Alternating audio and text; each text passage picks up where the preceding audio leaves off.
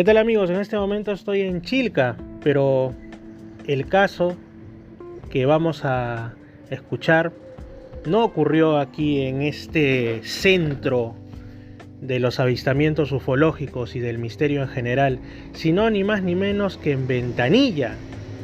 Y pues yo vivo actualmente en Ventanilla, como ustedes saben. Bueno, en realidad estoy trabajando en la selva, pero bueno, mi casa está actualmente en Ventanilla. Entonces uno dice, ¿cómo es que el misterio está tan cerca?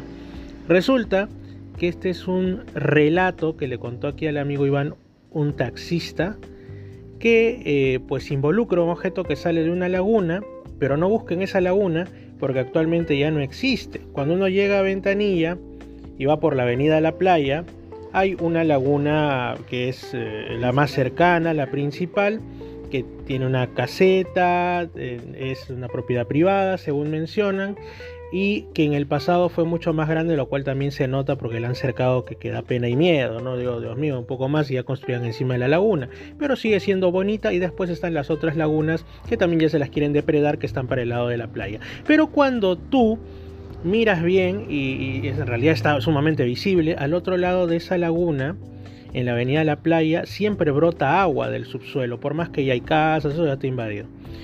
Y brota agua y crecen cañas. Entonces tú dices, acá o ha habido un puquial o ha habido una laguna. Incluso la ciclovía que pasa por ahí, una vez yo encontré un sapito.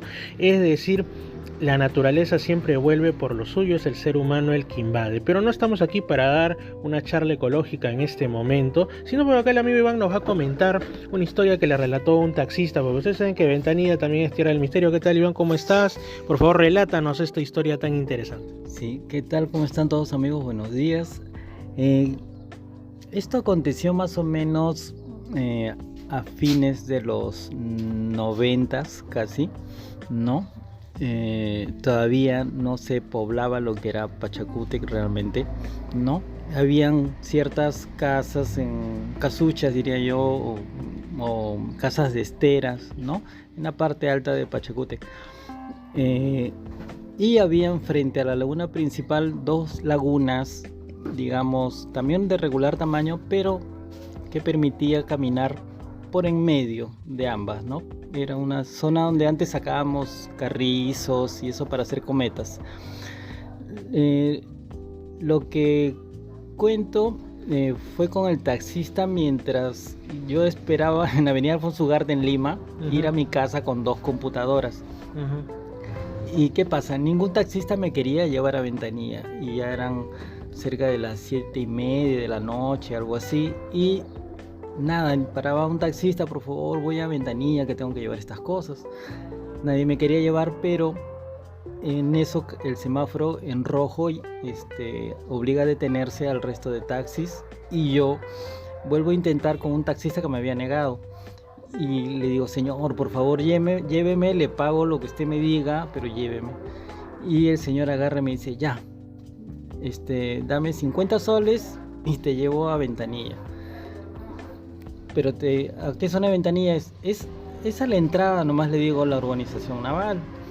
No me voy al fondo ni nada. Ya, excelente. Subo las cosas, todo, y ya estando más o menos a la altura de lo que viene a ser Márquez, yo le pregunto al señor, ahora que ya estamos más, ¿no? Ya habíamos conversado temas políticos y esas cosas, estamos más en confianza, porque no me quería traer a Ventanilla. Le digo, pero te voy a contar a ti nomás, a mí me pasó algo bastante horrible a mi punto de vista. Sí. Una vez un señor me dice, llévame a Ventanilla, voy hasta la zona de Pachacútec por la zona de La Playa. Y yo, que no conocía, le digo, ya señor, es tanto, ¿no? Y el señor pues, todo cómodo y tranquilo, se duerme, ¿no? Ya llegando a Ventanilla lo despierto y le digo, señor, ¿para dónde es? Tienes que entrar por acá, hacia la avenida La Playa, vamos a ver las lagunas y de ahí entramos por la parte que ahora es la parte baja de Pachacútec, ¿no? Pasando las lagunas. Entonces, cuando están hacia su lado izquierdo, donde están, ahora ya no existen esas dos lagunas pequeñas, pero no eran pequeñas, como digo, eran, si uno se adentraba un poco, eran lagunas grandecitas. ¿No? Yo y el señor empezamos a ver que sale un objeto luminoso de la laguna. De la ya desaparecida. De la ya, sí, un objeto luminoso, empieza a salir grande, ¿no? 2, 3 veces el tamaño del carro, ¿no? Así que él se empieza a asustar, se empieza a desesperar, y su cliente, ¿no?, que iba de copiloto, le decías: no mire la luz, siga de frente, no tenga miedo, olvídese de esa luz, usted siga de frente, no se detenga, por favor, no se detenga, ¿no? Y le decía: eso suele pasar por acá, ¿no? Y él, asustado, el taxista seguía manejando y le temblaban las manos, ¿no? Pero seguía manejando, ¿no? En toda la oscuridad, porque no había en ese momento luz, ni no casa. Había... Sí, esa zona todavía estaba un poco libre, ¿no? Se pretendía ya vivir por esa zona, pero no, todavía estaban las lagunas ahí.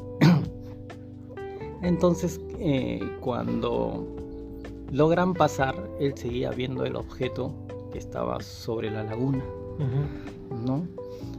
Se había quedado flotando, digamos, un poco sobre la laguna, encima de esa zona del cañaveral, ¿no? Y él ha seguido, y han llegado hasta más o menos una subida de Pachacútec, desde donde él dice que todavía veía hacia la laguna y veía el objeto luminoso. Y en esos tiempos no podía dar la vuelta por arriba porque no había pistas, no había nada.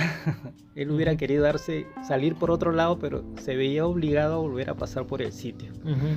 Así que estuvo frente a la casa de su cliente, ¿no?, como unas 2 horas más, esperando que esa luz se vaya.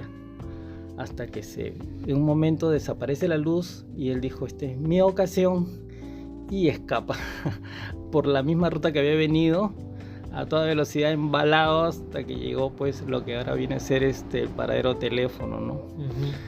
Pero muy asustado, ¿no? Y ese era el motivo por el cual él no me quería llevar, ¿no?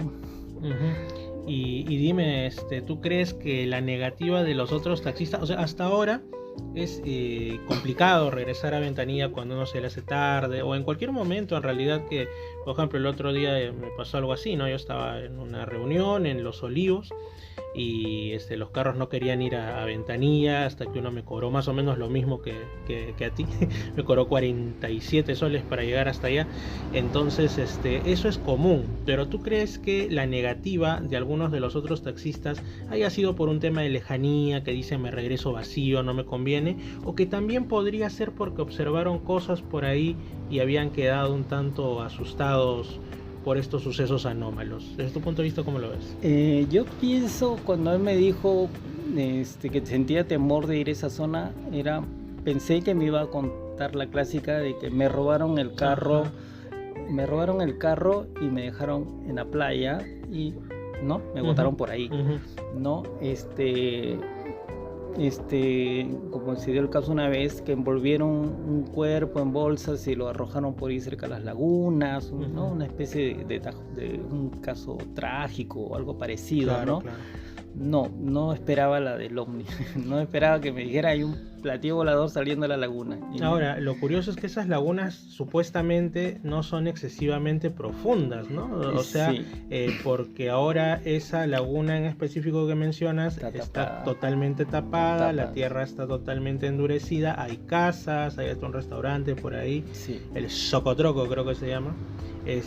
Y claro, el agua sigue, como digo, emergiendo de una de las partes que llega más hacia la pista. Pero los cañaverales sí eran altos, ¿eh? Eran de casi 3 metros o más de altura, porque ahí yo sacaba carrizo antes.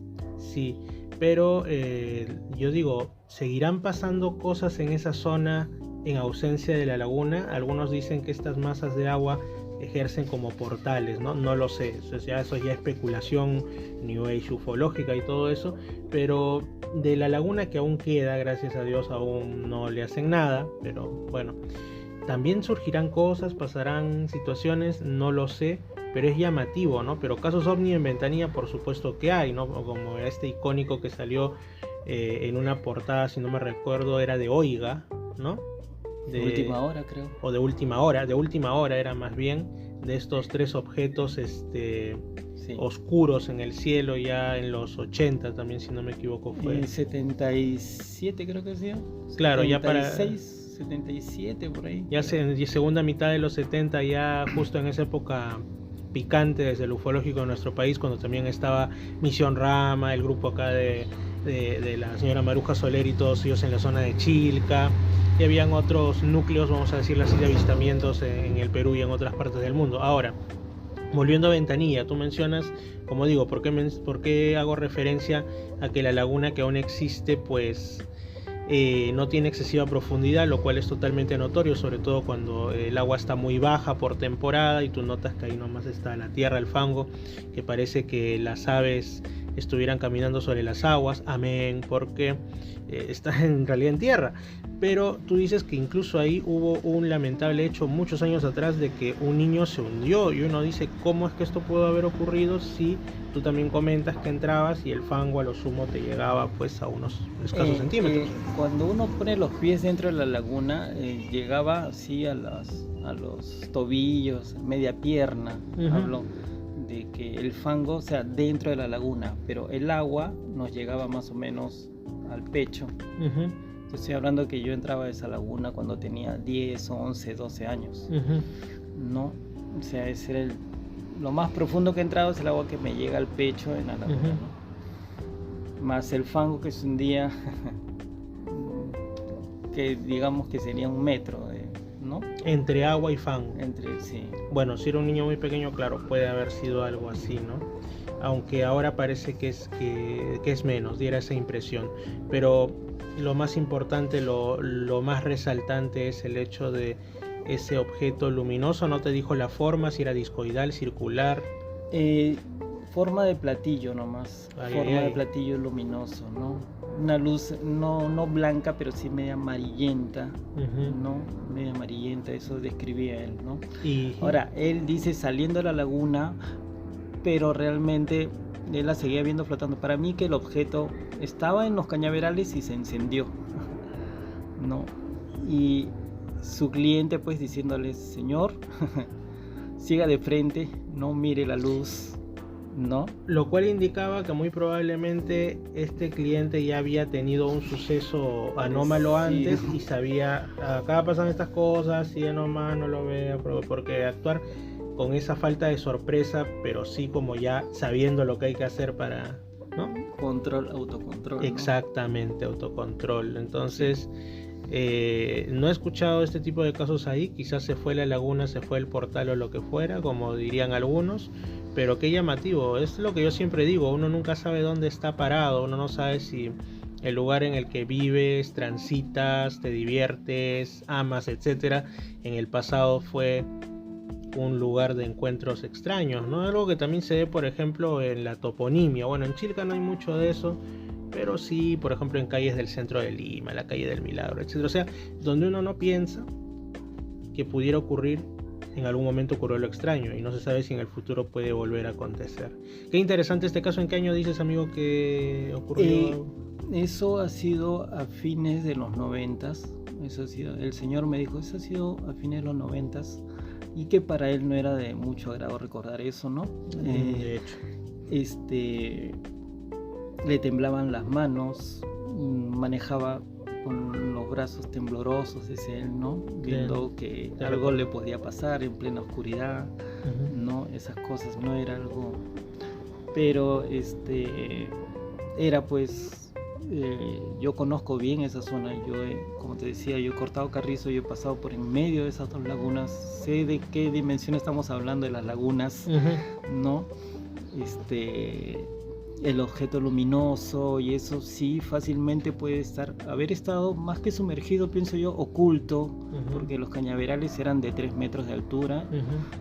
Yo he visto dentro de los cañaverales arañas del tamaño de mi mano, ¿no? Amarillas con negro, amarillas con azul, y telarañas gigantes alrededor de esas arañas, ¿no?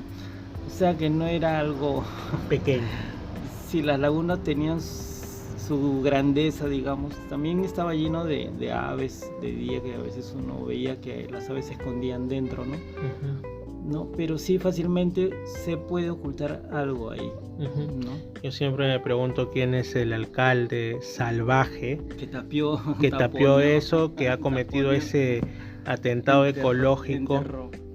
Ajá, y todavía ahora pone en ventanilla distrito ecológico. Bueno, los alcaldes posteriores no tienen la culpa en absoluto de lo que sus predecesores hayan hecho, pero vamos a la poca conciencia ecológica, paisajística, naturalista, como lo quieran llamar, que había hasta no hace tanto, ¿no? Muchas gracias, amigo Iván. Él también es integrante de Somos Trekking aquí en Chilca, que hemos estado reunidos, todo ello. Ahí viene el amigo Paul. Paul, ¿cómo estás? Saluda, estamos grabando un podcast. Hola, ¿cómo están? Él también, hombre ovni. Está buscando ovnis ahorita. Está buscando ovnis. Así es, amigos. Entonces, para que vean que el misterio está presente en donde uno menos lo piensa. Muchas gracias, amigos.